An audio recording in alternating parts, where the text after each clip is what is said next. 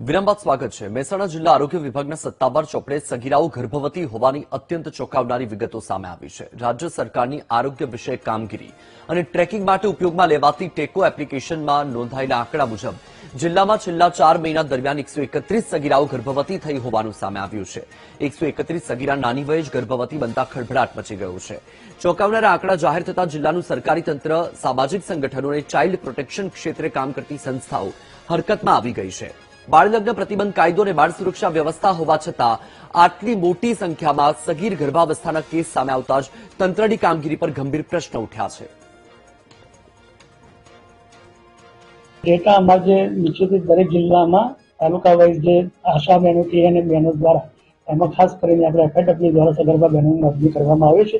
તેની કેકો પોર્ટલ પર એન્ટ્રી થાય છે। કેકો પોર્ટલ એન્ટ્રી પ્રમાણે જોવા જતા એપ્રિલ 2026 થી 22 જુલાઈ 2026 દરમિયાન 15 વર્ષથી ઓછી ઉંમર ધરાવતી સગર્ભા દીકરીની સંખ્યા 8, 16 વર્ષથી નીચેની 43 અને 17 વર્ષથી નીચેની 80 એમ કુલ 18 વર્ષથી નીચેની 131 દીકરીઓના ડેટા અમને મળેલ છે। આરોગ્ય વિભાગને જે નોંધણી કરવામાં આવી છે તમામ સગર્ભા બહેનની નીચેના લેવલથી એટલે કે એફએડબ્લ્યુ લેવલથી, મેડિકલ ઓફિસર લેવલથી તમામ પ્રકારની સારવાર પૂરી પાડવામાં આવે છે અને એની અમે જે સગર્ભા પ્રેગ્નન્સી કન્ટિન્યુઅસ હોય એની પૂરી સારવાર આપીએ છીએ સરકાર શ્રીના નિયમ।